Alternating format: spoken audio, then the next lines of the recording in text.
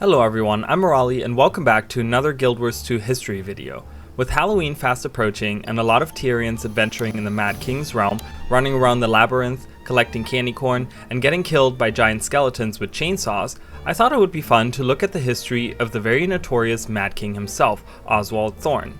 I think Halloween, or Mad King's Day as it is called on Tyria, is one of the most fun festivals, and a lot of characters that are involved in the lore are really interesting, and I'm hoping that ArenaNet will eventually expand on the festival and the available things to do even more. More on that later, but for now I just wanted to do a quick history lesson to explain how this whole festival came to be.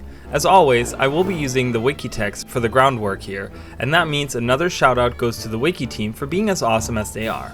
Also, if you would like to find out more about each individual character and event, the wiki is an amazing place to find all that info. With that being said, let's get right into it.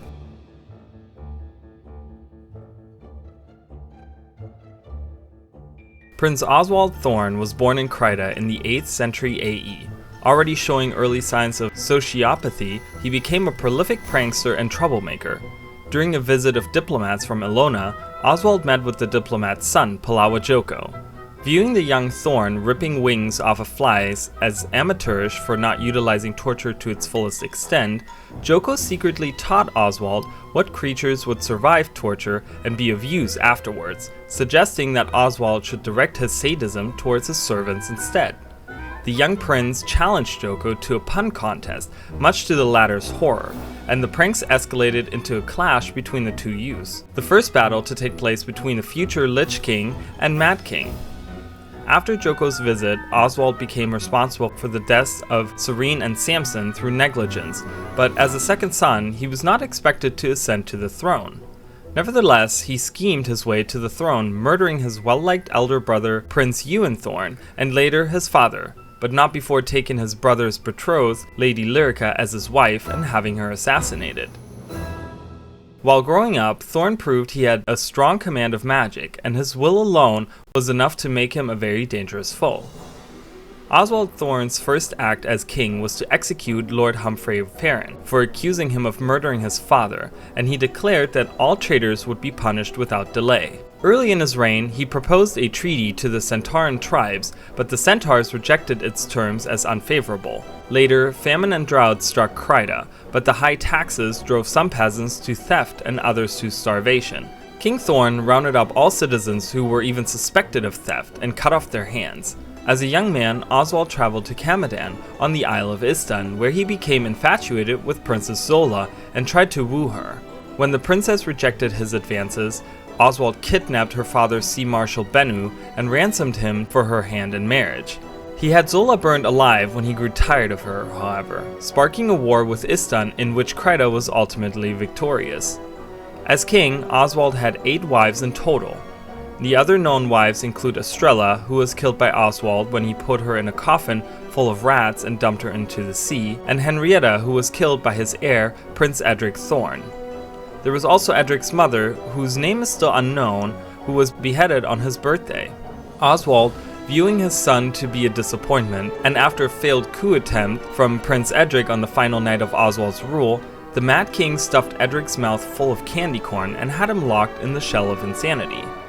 Once his counselor Drippin had cast a spell on the shell to make it drain the life of anyone who touched it, as well as erased records of the bloody prince's existence, Oswald killed the counselor as well to ensure that none would be left alive to learn the truth about Edric's fate.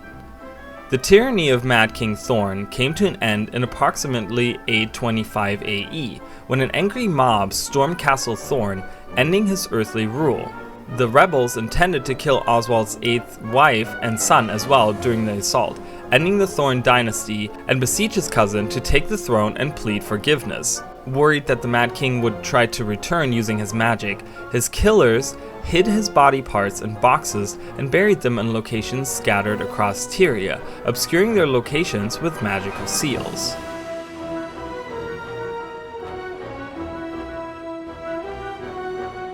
Although unable to return to Tyria due to the seals, except at Halloween, at which he would make an annual appearance, Thorn rose to notoriety within the underworld, coming to rule a sub-realm of his own as the Mad King after conquering it. The underworld was attacked by the former god Doom's army of driders, ghosts, and skeletons circa 1072 AE.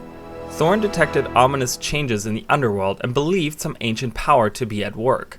To set the Mad King's mind at ease, his steward tasked able mortal adventurers to contact King Frozenwind, one of the allies of Doom's successors Grenth, to ascertain what was happening. Upon learning Frozenwind's dire news that Doom was stirring and trying to break free of his prison, the steward delivered the grim news to Thorn, who was none too pleased about the outcome, as Doom potentially usurping the throne of the underworld would change the fundamental rules of life, death, and undeath.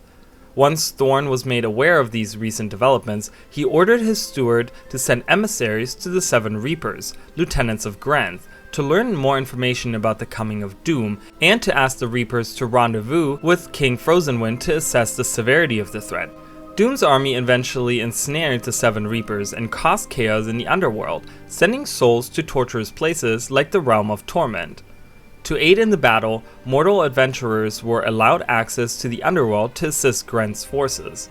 However, some arrived to plunder the underworld's riches instead.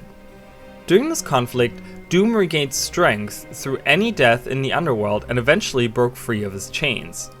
Though the Seven Reapers and their mortal allies did eventually manage to re-imprison Doom after weakening and imprisoning his minions with the assistance of Mad King Thorn's subject, the new bindings were inefficient, and the former god of death managed to break free repeatedly from his imprisonment as he drew strength from the deaths of his minions and other spirits in the underworld. The Mad King and his servants offered what little help they could once they learned about the severity of the threat that Doom's actions posed. In 1079 AE, the ascension of Queen Selma to the throne of Kryta broke one of the seals intended to keep the Mad King from returning to Tyria. Emboldened by this turn of events, Thorn's lunatic court set about attempting to break the rest of the seals so that the Mad King might become as powerful in Tyria as he was in the underworld. A selection of artifacts from Thorn's life was gathered, and a suitable vessel for his spirit was obtained from a mausoleum. The political climate was also prepared for the Mad King's return, inciting his arch-rival Palawa Joko into swearing to flood valleys and enslave nations to get his revenge on Tyria, sometime after his return to Elona in 1075 AE. Meanwhile, Thorn's minions defeated Quetzalcoatl, the only being capable of telling as good jokes as the Mad King. The rivalry between Mad King Thorn and Joko led to the Battle of Scarred Psyche, in which Thorn was ultimately victorious, much to Joko's dismay. Thorn's courtiers tried to sway the ghost of Zola to travel to Kryta so she would be present upon Thorn's impending arrival, as the king needed a queen by his side, and Zola's presence would act as a beacon for his soul. After the Mad King's followers had assisted Zola in getting rid of her ghostly suitors who tried to keep her in Istan, she vehemently declared that she would eagerly travel to Kryta in order to welcome Thorn if he returned to life. However, she would only do so in order to personally kill Thorn and send him back to Grenth's waiting arms, as revenge for what the Mad King had done to her.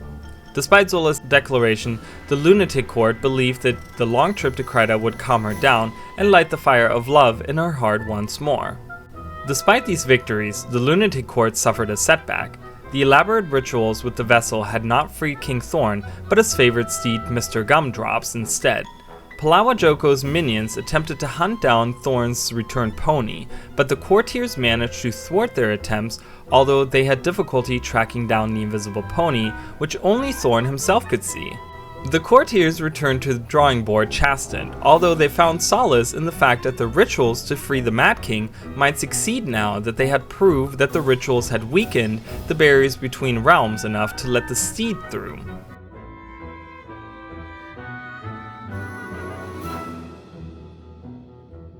After his court's failure, the Mad King's influence was not felt for a long time, and became a folk legend used to scare children with. However, in 1325 AE, over 2 centuries after his court's failure, King Thorn made a dramatic return. He shattered the Lion's Court in the Grand Piazza of Lion's Arch and assaulted the citizens with insidious pranks and terrible jokes, intending to break free into Tyria. His return was opposed by Magister Tassi and foiled by heroes who ventured straight into the Mad King's realm and defeated him in his own game as well as in battle. Despite his initial defeat, the Mad King would continue visiting Lion's Arch every Halloween and only resort to less lethal pranks on the festive citizens while making them play Your Mad King Says with him. In 1326 AE, Prince Edric attempted to break into Tyria only to be sealed again with candy corn. Despite his failed escape attempt, the Bloody Prince successfully recruited various denizens of the Mad Realm to his side and made them fight a war against the Mad King's minions, while father and son continued their quarrel in the center of the Mad King's labyrinth. Since Drewbird's ghost first appeared in Lion's Arch, Thorn befriended the Quaggan and invited him for a walk whenever the two crossed paths. Following Palavajoko's demise in 1331 AE, Brigadier General Colonel and the Pack Commander schemed to gather real and fabricated spoils of war from Elona to fool Thorn into thinking that Colonel's forces had merely forced the Lich King to retreat. Should the Mad King ever learn that his arch-rival had been killed without his permission, his tantrum would be legendary and deadly to behold, even on his already high Mad standards. And that's the history of Mad King Thorn. As I stated earlier, there are a lot of different characters involved here, some with their own stories, and for those of you interested, again, I would suggest seeking out the wiki for some in-depth information. Now, this video, in part, I made as a prelude to another video I would like to make soon, which is a concept video, one pertaining to the Mad King and his realm, so stay tuned for that. Also, if you haven't subscribed to the channel yet, I would really appreciate it, and remember to leave a like as well. What is your favorite part of Mad King's Day? Let me know in the comments down below. Again, I'm Arali, and I do stream over on Twitch every so often, so come find me over there sometime. Until then, I'll see you guys later. Bye guys!